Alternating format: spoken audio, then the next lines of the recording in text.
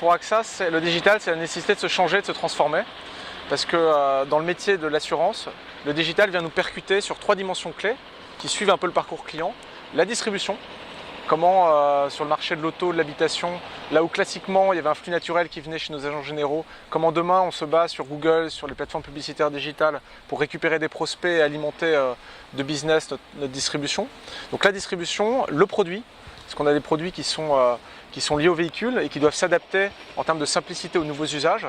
Et donc on a un vrai besoin de se transformer sur le produit. Et puis le service, tout ce qui se faisait avant entre l'agent général et le client, entre le client et des plateformes à distance, doit maintenant pouvoir se faire en self-care.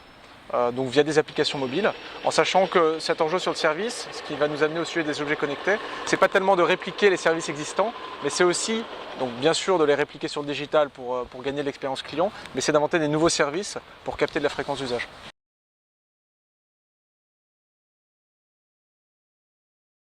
J'ai l'habitude de dire que l'assurance a à peu près 5-6 ans de retard sur le secteur bancaire en termes de maturité digitale. La décision de transformation d'AXA, elle a été prise par le top management, on va dire il y a 4-5 ans, et il y a les investissements, l'énergie pour se transformer. Alors après, on est dans un secteur de l'assurance, beaucoup le regardent pour le disrupter.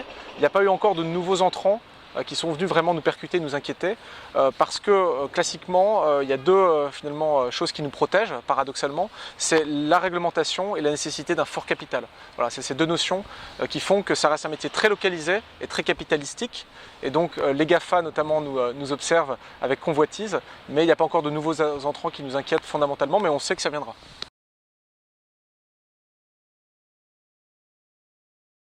Les objets connectés, c'est pour AXA une manière de mieux faire son métier. Alors, ce qui est inquiétant dans les objets connectés, c'est que c'est un buzzword dont tous les secteurs parlent, donc il faut s'en méfier. Et donc il faut, nous, qu'on travaille un angle spécifique d'approche. On a fait une étude, on a lancé une étude auprès de nos clients en 2013, pas de nos clients d'ailleurs, on leur a pas dit qu'on était assureur, en disant quel secteur d'activité est le plus légitime pour vous proposer des services liés aux objets connectés. Et en fait, sur l'ensemble des secteurs, santé, habitation, auto, sauf l'auto, on est en seconde position, les assureurs sont déclarés comme les plus légitimes à proposer des services. Donc les objets connectés pour nous, c'est une formidable opportunité de mieux faire notre métier sur 3 dimensions.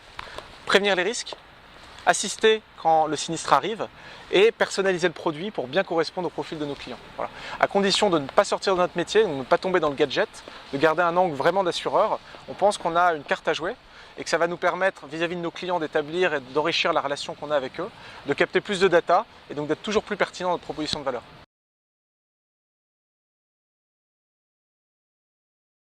L'intuition, par exemple, dit que quelqu'un d'équipé en objet connecté, par exemple pour la maison, présente un meilleur risque pour l'assureur. Et en fait, on n'a aucune raison de le dire. Et on a toutes les raisons de penser le contraire, par exemple.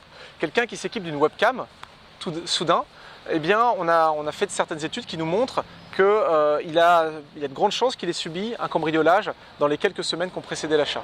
Et ça, pour un assureur, c'est extrêmement prédictif d'une forte sinistralité. Et donc quelque chose qui paraît intuitif, protection, baisse de la prime d'assurance, ne l'est pas pour nos actuaires, ceux qui conçoivent les produits.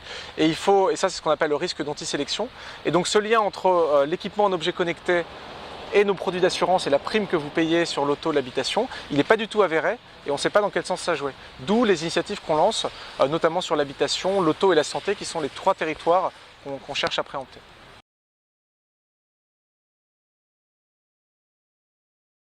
À quel point on va pouvoir être le carrefour d'entrée ou la brique d'appoint.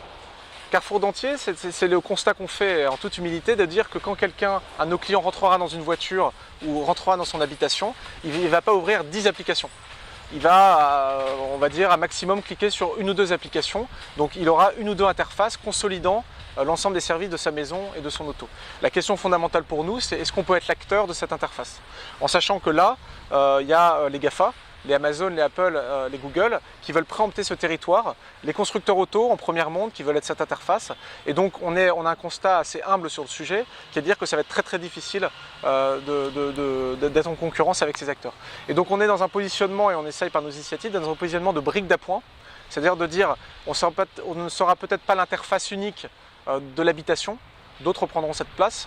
Par contre, il faut qu'on amène du service et qu'on vienne les greffer à ces interfaces pour que, très pratiquement, quand il y a une intrusion détectée par un objet connecté par une webcam dans une maison, le service d'accès assistance puisse se mettre en œuvre depuis l'interface qui sera celle qu'aura choisi le client.